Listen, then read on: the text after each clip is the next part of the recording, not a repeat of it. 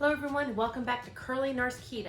In today's video, we're going to be trying a new recipe that we found on Modernist Pantry on making a keto pizza crust. So this is actually my finished product and it looks amazing. And we're actually going to go have dinner and then I'll let you know how this sounds. So if you want to learn how to make this Modernist Pantry recipe for pizza crust, keep watching. All right, so this particular pizza crust is mostly a dump and go type thing. I'm gonna put the ingredients in our food processor, let it go, and then we're gonna mold the crust. But there is just a touch of prep work that you do need to do. So this is going to be a New York style pizza, and you can't have a good New York style pizza without having some yeast. So I have in here, one of the ingredients is for a tablespoon, and it sounds like a lot, but it's for a tablespoon of active dry yeast, and you need to proof that for 10 minutes in 2 tablespoons of water. So I have that already set here. But we're going to go ahead and get started and basically dumping the ingredients. You want to start with I call it pork flour, but you want to start with pork rinds, and the recipe calls for the recipe calls for 3 cups of pork rinds that you're going to ground, but I keep mine pre-ground, so it also has measurements. So I have 86 grams here of pre-ground pork rinds. So I'm going to go ahead and add that to the bowl, and then to that I'm going to add my mozzarella cheese. This is I keep this pre-shredded, and I get the blocks and shred it myself, which means it doesn't have that starch that keeps it separate. So this is a little bit clumpy. So because it is a little bit clumpy, I'm going to go ahead and add this in next. And this is 1.5 cups or 150 grams of mozzarella cheese. And I'm going to go ahead and just give this a quick pulse so I can break my cheese back up. And then we're going to dump in the rest of the ingredients.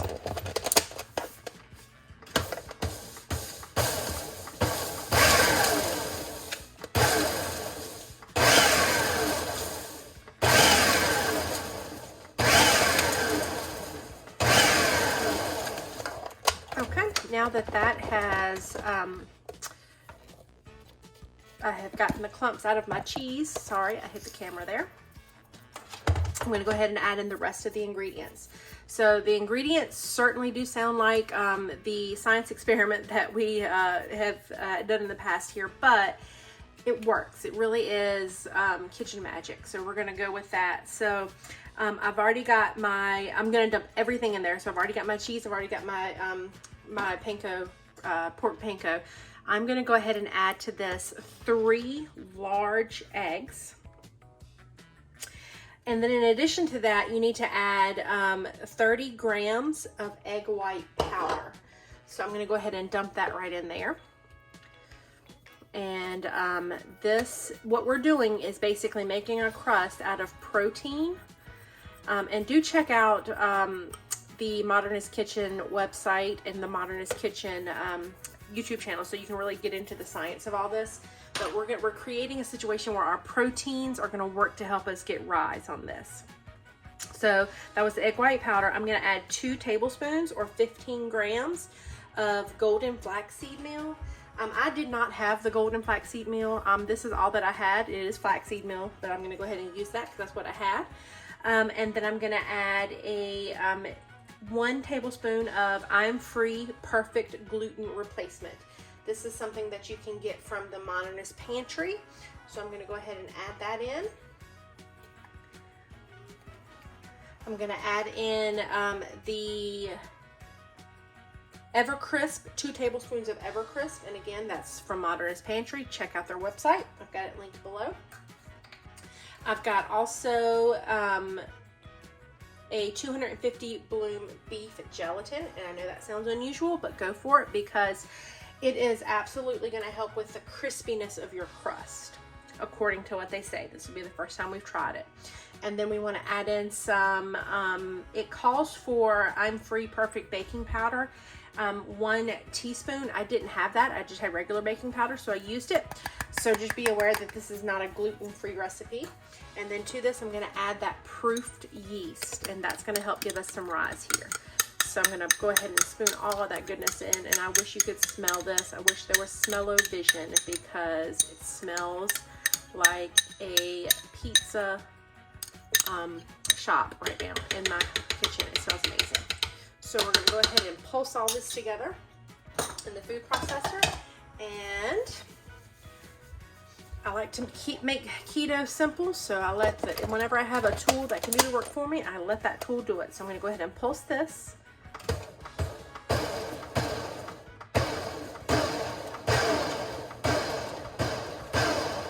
And I like to do a few gentle pulses to get it started before I let it run full force. That way I don't have to do quite as much scraping at the end.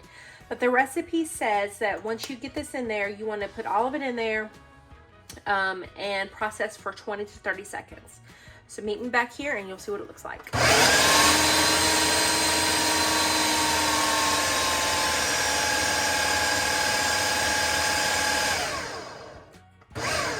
Okay, are you ready to see the delicious pizza dough? There we are. There's our pizza dough. And it is certainly not a dough that we're used to seeing. This is not a dough that we can knead. This is not a dough that we can toss. This is a dough that we're going to shape. So let me get the rest of the setup that I need here. I need to have a pizza. The recipe calls for a pizza stone. I don't have a pizza stone that I want to use. I have a pan that I want to use and a silicone mat. So I'm going to get all that together, and then I'm going to set it up in this way that the recipe tells us to do and pre-bake it. So meet me right back here. Okay, so I have my pizza pan, and the pizza pan that I like to use is the one that has the holes here on the bottom. And the reason why I like to use that is because a lot of your keto pizza crusts are actually going to call for you to bake the pizza right on the oven rack. And I just don't like that. I don't like I don't know. I want it on a pan. So this gives the same, in my mind, the same thing as having that. These open holes are going to help us aerate and keep the moisture from gathering on the bottom of the crust. But we need to start this pizza crust first on this silicone mat. So the recipe says, it's pretty specific in here. It says I have to put at least half the batter in a pastry bag. I'm just going to use a Ziploc bag.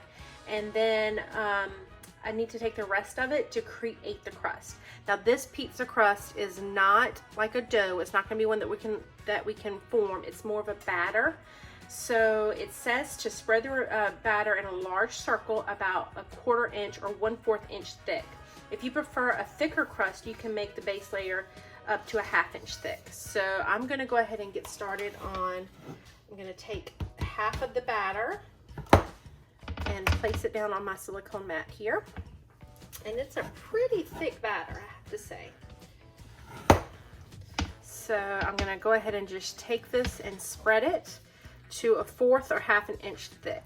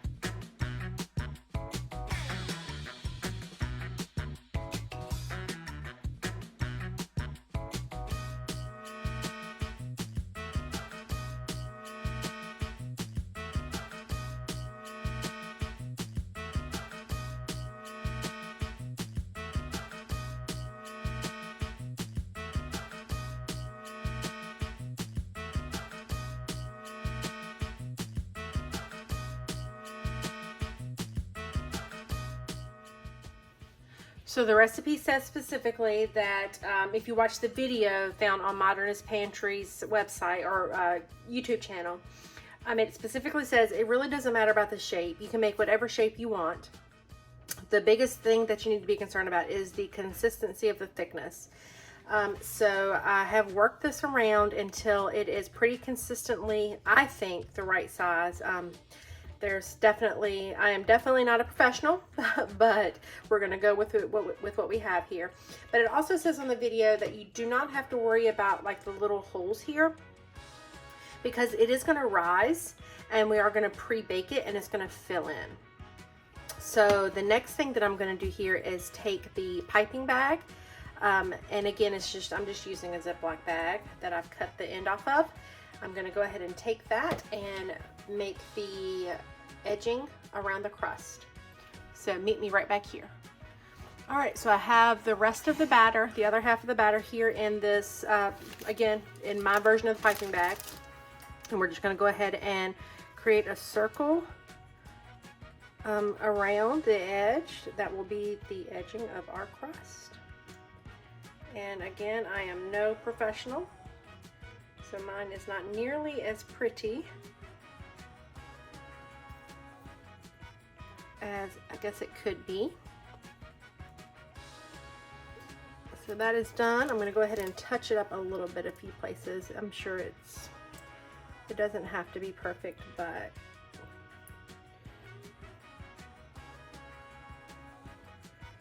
all right. So I probably made it uglier by doing that, but we're gonna go with it. Yeah, this is not at all a workable crust, but that's okay. So the next thing that it says to do here is,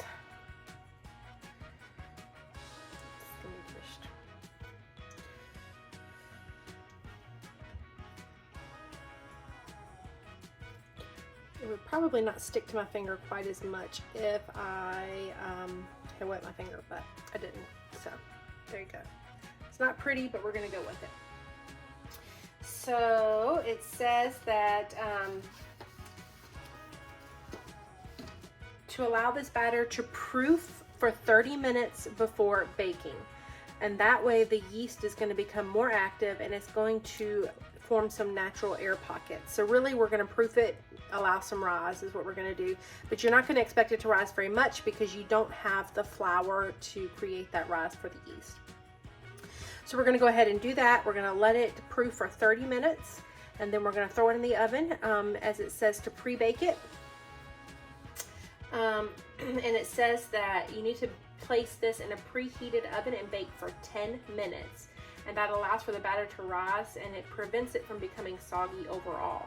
So we're going to do that, and I've already preheated my oven to 400. So we're going to let this rise, throw it in the oven, and I'll meet you back here. All right, we're going to go ahead and pull that crust out of the oven and see what it looks like. And there you go. It actually has air pockets. Just like a regular pizza crust. That's pretty amazing. And I used the little leftovers and made some little dollops. I am actually going to take, the recipe says to take it off of all of this and then put it directly onto the oven rack. I'm actually going to take it off of this pizza pan. I'm going to place this pizza pan back in the oven and I'm going to dress this and bake it. And I'm just going to slide it right onto that pizza pan. I do have a pizza slider that I'm going to use for that. So yeah, that's the pizza crust. So you would just dress it however you normally would like your pizza. Today's pizza, we're going to do just basic pepperoni pizza so that we can really get a taste of this crust. And we're going to take it from there. So I'll see you back here in just a bit. All right, so our completed pizza crust, I did make little dollops so that we could taste it ahead of time. So this is a little dollop of the pizza crust, and I have pizza sauce on my fingers. It's really soft. It's really soft and like bready. I'm surprised. So let's see what we think. That is really good. I can taste the pork rinds, like it gives the flavor, but that's not necessarily a bad thing. I'm dipping it in my homemade pizza sauce. And Jackson wanted his re-dipped. So I am very pleasantly surprised at how delicious that is. So yeah, I'm gonna go ahead and finish my pizza. I'll show you what the finished pizza looks like when it's done. And then we'll let you know how we're gonna rate this recipe. So it's pretty delicious. I'm really pleasantly shocked at how much that is like a pizza dough. And like, I can lift this dough. I'm surprised. So it's really awesome. So meet you back here in a bit.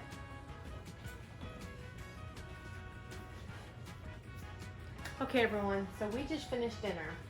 And I just have to tell you that this keto pizza is the best that we have tried in all of the pizzas that we have tried. And I'm not exaggerating at all. I can pick this pizza up and I can eat it. It's pizza. When the first bite that I took, I said to the guys, I said, it's pizza. This is a keto recipe, but it's not keto pizza. It's just pizza. It was absolutely phenomenal. So I'm gonna highly recommend that you try this recipe. Again, I find the original recipe at, let's see. The original recipe can be found at themodernistpantry.com. This is New York style keto pizza. It's amazing. So we're gonna go ahead and rate this pizza. So on a rating scale for ease of recipe, number 1 meaning almost requires a degree in chemical engineering. Number 2, it's doable. Number 3, it's meh. Number 4, it's so easy cave people can do it. And number 5, literally anyone can do it for your rating scale. And then for your taste scale, number 1 is yuck, I would rather starve. Number 2 is I'd eat it in a pinch, is edible. Number 3, it's a decent keto substitute, I'd eat it again. Number 4, it's almost as good as the real thing. And number 5, I would eat this even if it wasn't keto. So what would you guys give it an overall taste?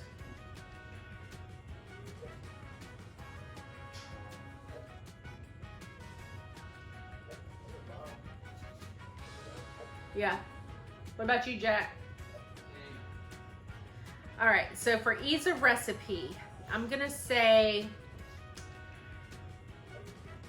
the recipe itself was not hard. There are some different ingredients that you would have to get to know that you would need to make sure to get beforehand. The hardest part of the recipe is making sure that you have your dough evenly spread. So I'm gonna give it a 4 when it comes to that, but it's really not hard at all. You just have to get past the fact that you have to try some new ingredients.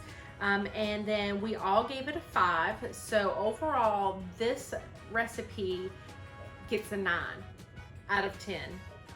And it's absolutely amazing. I am gonna make this again. I'm gonna figure out how I can meal prep this when I do my batch cooking. And it was absolutely phenomenal. So I hope you enjoyed watching. Please take a second to like and subscribe. Subscribe to our channel and let us know what you want us to try next. So we have other videos that we've uploaded, and we're going to have more videos coming as we try new recipes. But I'd love to hear from you to see what it is that you want us to try here at Curly Nurse Keto's Kitchen. And this is it for today. So again, hit that thumbs up and like, and we'll see you next time.